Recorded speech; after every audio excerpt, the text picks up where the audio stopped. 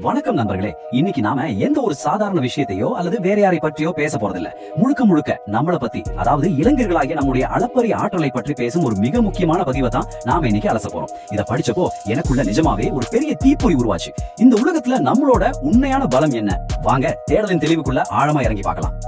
அறிஞர் மார்ஷல் சொன்ன ஒரு அற்புதமான வரியில இருந்து ஆரம்பிக்கலாம். அவர் என்ன சொல்றாருன்னா, உலகில் இதுவரை எந்த ஒரு ஞானியாலும் வரையறை செய்ய முடியாத எல்லை கொண்ட ஒன்று இருந்து எனில் அது இளையோரின் உள்ளம் மட்டும்தான். கேட்கிறப்பவே புல்லரிக்குது இல்ல? எவ்வளவு ஆழமான உண்மை பாருங்க. நம்மளோட சிந்தனைக்கு வானம் மட்டும்தான் எல்லை. ஒரு இளைஞனோட மனச எந்த ஒரு குறுகிய வட்டத்துக்குள்ளேயும் அடைச்சு வைக்கவே முடியாது. இப்போ நீங்க பாக்குற இந்த 27.56% இது ஏதோ ஒரு சாதாரண நம்பர் கிடையாது. இதுதான் நம்மளோட பலம். ஆமாங்க, உலக மக்கள் தொகையில கால்வாசிக்கும் மேல நாம தான் இருக்கோம்.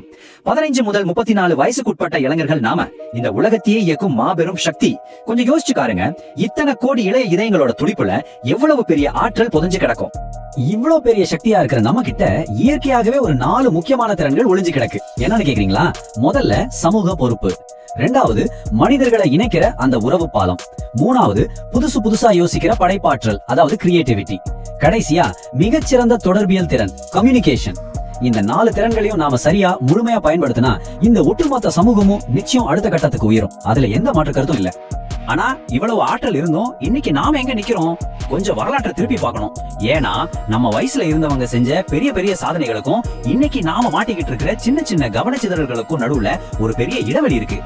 ஒரு பக்கம் பாருங்க, ஜான் கீட்ஸ், நம்ம பாரதியார், பட்டுக்கோட்டை கல்யாண சுந்தரம், அலெக்சாண்டர், பகத்சிங், மாஜினி, மாணிக்க வாசகர், இயேசு கிறிஸ்து, இவங்க எல்லாருமே ரொம்ப சின்ன வயசுலயே உலகத்தையே திரும்பி பார்க்க வச்ச சாதனையாளர்கள். இவங்களை பார்த்து பெருமைப்படுற நாம இன்னொரு பக்கம் என்ன பண்றோம்? எந்த பயனும் இல்லாத சினிமா ரசிகர் மன்றங்கள், அழகி போட்டிகள், காதல் மயக்கம்னு ரொம்ப சாதாரண விஷயங்களை சிக்கி நம்ம வாழ்க்கையை சிதைச்சுக்கிறோம். இத்தனை சாதனைகளை செய்யக்கூடிய நாம இப்படி சின்ன சின்ன விஷயங்களை சறுக்கி விடலாமா? இது கொஞ்சம் வருத்தமான விஷயம் தானே. சரி, இதுக்கு என்னதான் காரணம்? இன்னைக்கு இருக்கிற சமூகம் நம்ம மேல திணிக்கிற எதிர்பார்ப்புகள், எதிர்காலத்தை பத்தின பயம், இப்படி வயசுக்கு மீறிய பல அழுத்தங்களை நாம தினமும் சுமந்துட்டு இருக்கோம்.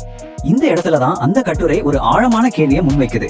இந்த அழுத்தங்களை பார்த்து பயந்து நம்ம அப்படியே சரிஞ்சு விழ போறோமா, இல்ல தடைகள் எல்லாம் உடைச்சு எரிஞ்சிட்டு வீறு கொண்டு நிமிர போறோமா? இது நாம ஒவ்வொருத்தரும் நமக்குள்ளேயே கேட்டுக்க வேண்டிய ஒரு முக்கியமான சவால். இந்த சவாலை எப்படி எதிர்கொள்றதுன்னு யோசிக்கிறப்ப ஒரு அற்புதமான கதை ஞாபகத்துக்கு வருது.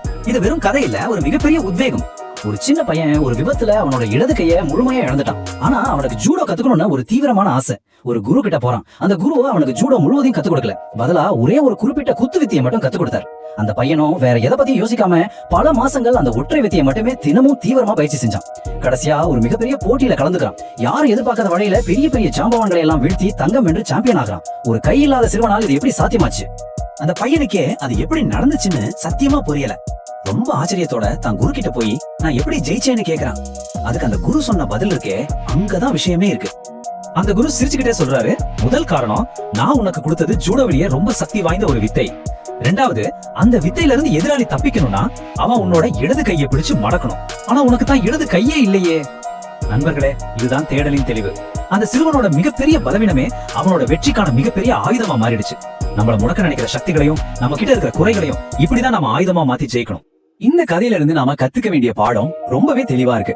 நம்மளோட குறைகளையோ இல்ல வெளியில இருந்து வர அழுத்தங்களையோ பார்த்து நாம ஒருபோதும் முடங்கி போக கூடாது. நமக்கான ஒரு உறுதியான எதிர்காலத்தை நாம தான் வரையறுக்கணும். அதுக்கு நாம என்ன செய்யணும்?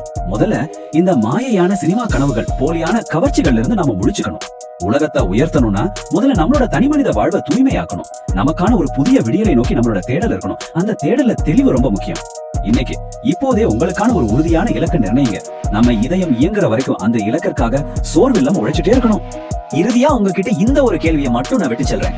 ஒவ்வொரு நாளும் ஒவ்வொரு நொடியும் நம்ம இதயம் துடிச்சுக்கிட்டே இருக்கு. ஏதோ ஒரு நாள் அது துடிப்பதை நிறுத்துறதுக்குள்ள இந்த உலகத்துல நீங்க விட்டு செல்ல போற சுவடு என்ன, நீங்க நிர்ணயிக்க போற அந்த மாபெரும் இறுதி இலக்கு என்ன, இதுக்கான பதில் உங்ககிட்ட மட்டும் தான் இருக்கு. எழுதுவாங்க நண்பர்களே, சரித்திரம் படைப்போம்.